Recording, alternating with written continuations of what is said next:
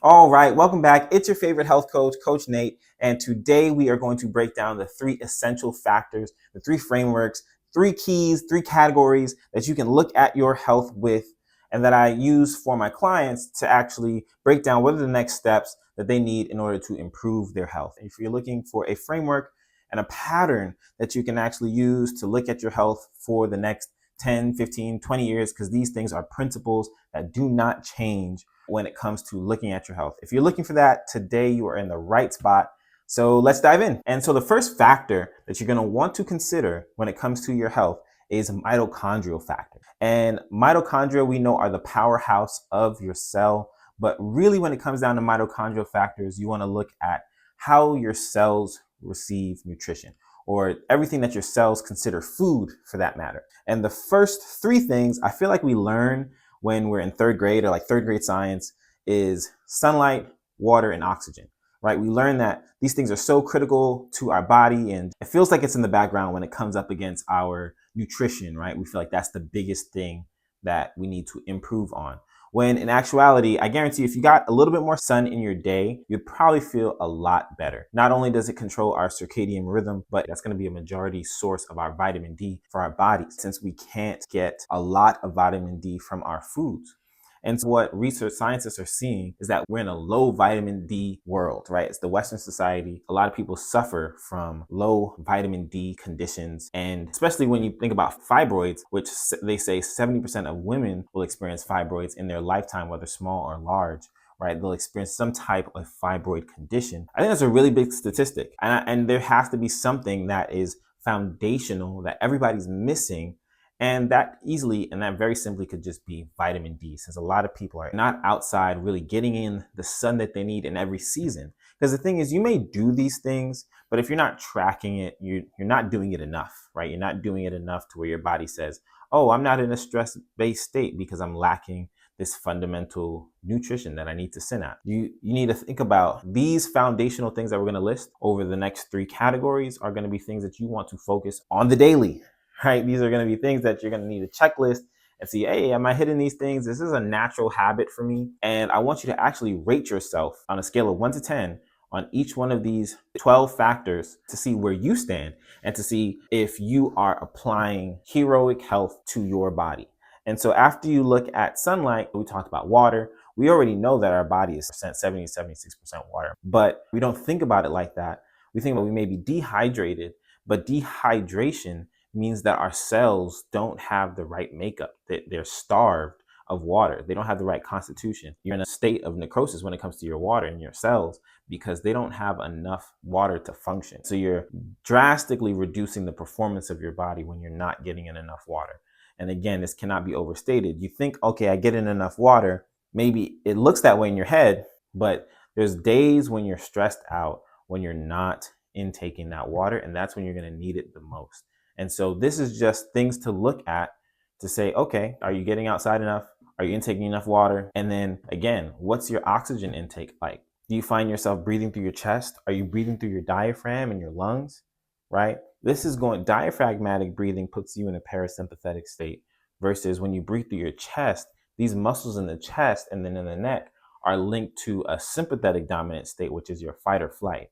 The difference between these two is that your body only heals and digest food in a parasympathetic rest and digest state when your body's able to relax. So if you're using these secondary respiratory muscles to breathing, your chest and your neck, your SCM, right, your subclavius, maybe a little bit of your omohyoid, right, they're linked to kick in to help with breathing under stressful circumstances and scenarios. So now, can you see the connection between how, let's say if we have anxiety, for instance, or you find that you're chronically stressed, these muscles put you in this constant fight or flight state. And if you never train yourself to get out of that state, we take this breathing pattern with us throughout the day over the next couple of days, and it seems like we can't get rid of the stress. It seems like we can't get rid of the anxiety that's been following us around because we've been taking this breathing pattern with us into every one of the environments. And so an easy thing that you can do is just practice diaphragmatic breathing, but also practice pranayama and all these different other breathing type techniques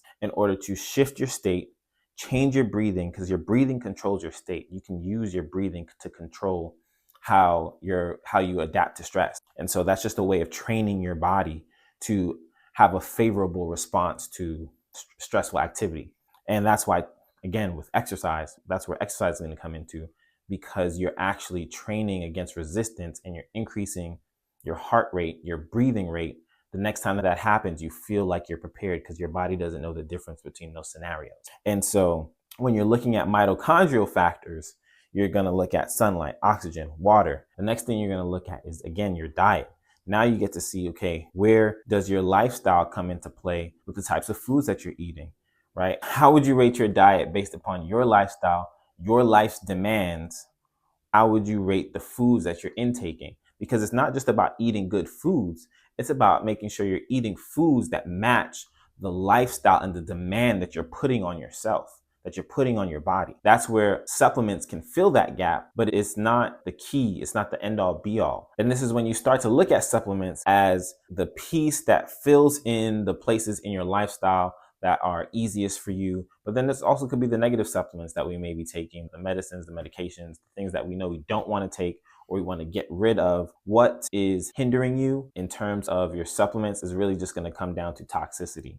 Right? Are you experiencing too much of this supplement or these supplements? And how can you help to cleanse your body from toxins that may be affecting your body? And so the next thing that we're going to look at, the next category, is metabolic factors. So we had mitochondrial factors, and now we're going to go into metabolic factors. Metabolic factors aren't just about weight loss, right? We think about a lot of times my clients will say, I have a low metabolism or a high metabolism, like it is something that has been predetermined or passed down to you. And there are some predisposed conditions that could put you in a low metabolism or a high metabolism, right? But really what it comes down to is going to be lifestyle factors. Lifestyle determinants, what you're doing throughout your day is really what's dictating what is presenting in your body. So if you have a high metabolism or a low metabolism, the next 4 things that we're going to talk about are going to be what you need to do to actually shift your metabolism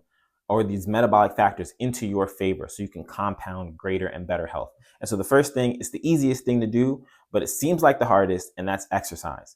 And we already know we need resistance-based exercise. We know functional exercise that actually works with our body's natural slings, our anatomy trains, our fascial slings, in order to stabilize our body at a constitutional level. We know we need to be doing functional exercise, but we don't, simply because it seems like the hardest thing to do. But really, we just need to set a time for exercise. And the main key that you want to focus on with exercise is really just trying to do it as daily. Make it a daily habit. If it's good enough to do 3 times a week, 5 times a week, it's good enough to do every day.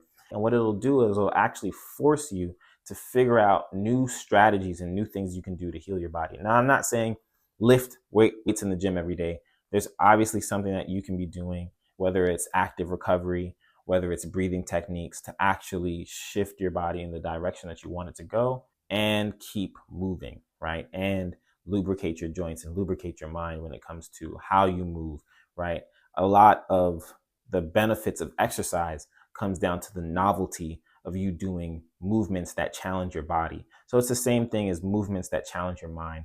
Actually learning something new about exercise and doing things differently can cause you to actually feel better just because you're learning something different. You're testing your mind. You're testing the limits of your capabilities and your potential, and you're challenging yourself.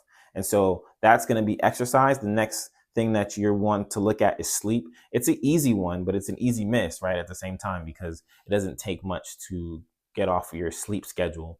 And so what they're finding out, Whoop did a research that showed that the major factor that you want to look at that really shifts whether you're getting good sleep or not, or the quality of sleep that you're going to get over a long period of time, the major factor that you want to look at is not how long your sleep is, but when you go to sleep. Going to sleep consistently at the same time every day is actually what will shift sleeping into something that is more measurable for you to get better at, right? And because there's a couple of factors that are going to go into sleep, and I'll actually break that down in another video, how you can actually get better sleep.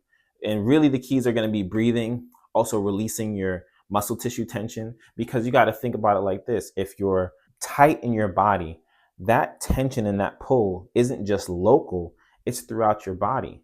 And so when you lay down on the bed and your body actually gets a chance to relax, that tension hasn't gone anywhere. It's still pulling your body into a different or a distorted position, which causes you to try to find a more comfortable position when you're laying down.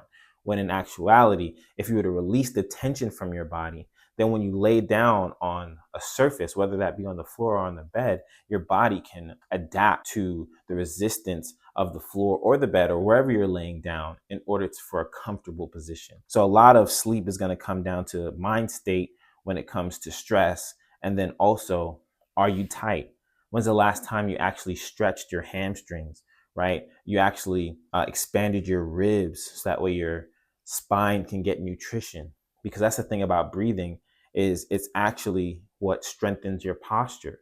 And this is what makes breathing so functional of a thing to do. And this to go back into mitochondrial factors when it comes to just your breathing is actually what strengthens your posture. It's what's going to allow for your rib cage to expand and lubricate your spine, because your spine is avascular. It gets its nutrition through movement, not through blood supply. So when you think about a spinal degeneration condition, you're actually looking at, why is this joint not decompressing? So when you're looking at a spinal degeneration condition, you're thinking about, why is this joint compressing? Why is it not decompressing? Why is it not healing, right? Because the proper compression and decompression of your spine on your intervertebral disc should cause the nutrition to actually flow. And so if it's not flowing, there is a continuous tension that's not allowing for that lubricant, right? Because it's not getting the nutrition through blood supply. It's getting it through movement. It's going to be the rotation of your body. It's going to be the gravity forces that are affecting your body, right? So this is why sometimes when you're thinking about the pressure that's on your back, it's the movement, how your bones are moving in articulation with each other is going to be the constitution of your sleep, right? The easier it's able for you to move, the better your sleep is going to be. And so the next thing when you're talking about metabolic factors is going to be your gut, right? We're going to look at gut function, which I like to separate from other organ functions and brain functions, which is next, because we know 80% of serotonin is going to be produced in the gut, right? That's very popularized now because we know we should be taking probiotics because the foods that we eat or whether we've taken medication over a certain time has eliminated our gut flora, so we don't have the microbiome and the enzymes that are needed that are normally be in our gut to digest the foods or the wide variety of foods that we may eat over some time, so then we get sick. And so when we're looking at gut function, it can be its own study, which is why I like to separate it, and you should rate yourself against it, and simply by saying, how do you feel after you eat? After you eat, how do you feel? Do you feel nourished? Do you feel, man, I got so much energy? That's going to be your 10 to, oh my gosh, maybe I need to eat again. Or I feel sluggish after you eat. That's going to be a 4. And so you want to rate yourself against your nutrition, against how your gut feels, right? Because you could think you're a 9 with your nutrition and your lifestyle, but then after you eat, your gut function feels like a 0. And then the next thing you're going to look at is brain and organ function, right? And the easiest way to rate this is, do you feel brain fog? How do you feel in your body in general? And when was the last time you had a cleanse? Or when was the last time you cleansed any of your liver, your colon, right? When's the last time you really flushed yourself out, right? Whether that be with herbs or with fruits, right? It really doesn't matter, but when was the last time you did that? Because that's going to be important. When's the last time you did a parasite cleanse? Last time you did a heavy metal toxin? Those are going to be the things that's going to really compound on the day-to-day, because you have all these free radicals, all these metals, right? All these metals swarming around in your body. And it's important to eliminate that, or just from time to time, just really just cleanse your body. Take that time, whether you do that through fasting, intermittent fasting, going into a state of ketosis. All of these things are ways, but you want to rate, are you focused on it? When's the last time you did it? And put that into a checklist. And so the next category that we're going to break into is mental factors. And this is your mindset, guys. This is what's going to pull you into your future, is having a compelling future. What's going to make you do the other 80%, which is the mitochondrial and the metabolic factors, and actually look at it and say, hey, there's a checklist, make a checklist and do it for yourself. What's actually going to make you do that is having a compelling future, is knowing what you want, is knowing that there's more for you in the future than you're experiencing for you today, will automatically make you take care of your health, which is why you're watching this video, which is why you stayed this long, is because there's something greater for you out there. and you're trying to get control of your health today. You're trying to figure out how you can get better so that way you can either be preventative or proactive, right? Because that's all there really is. There's preventative and then there's proactive. If you have a condition or you feel like you have a condition that you're experiencing, you have some gut inflammation, maybe you have some brain fog, you feel like your mental clarity is maybe is going, or you have some cancerous types things running up in your body, you want to know how you can be proactive. And then if you've heard this has run in your family and these conditions or conditions have affected your family before, you're trying to be preventative. But the thing that you don't want to do is nothing, right? You don't want to just wait for an external thing to make you better. You want to be tracking your health, because what gets measured gets better. The things that you measure can easily improve over time. But if you never pay attention to what I'm talking about, you're almost guaranteed to roll through a cycle of just not feeling your best. And that's not even that you have to get sick. You're just not your best. And to me, that is the worst thing, because there's so much potential in people. But when we don't feel our best, we don't move and act our best. And so that is my goal here as a coach, is really to help you be, move, and feel your best, to really see yourself as the hero, to stand in the mirror, to look yourself in the eye and know you are the best version of yourself. Future you is thanking you because you are putting in the work today to thrive, to be better, to heal your body, to actually perform, to grow, so that way you can build the body, build the physique, build the mind, build the spirit of the person who you desire to be, who you desire to see in the world. And so just to break it down one more time, we had metabolic factors, we had mitochondrial factors in the beginning, and we have mental factors.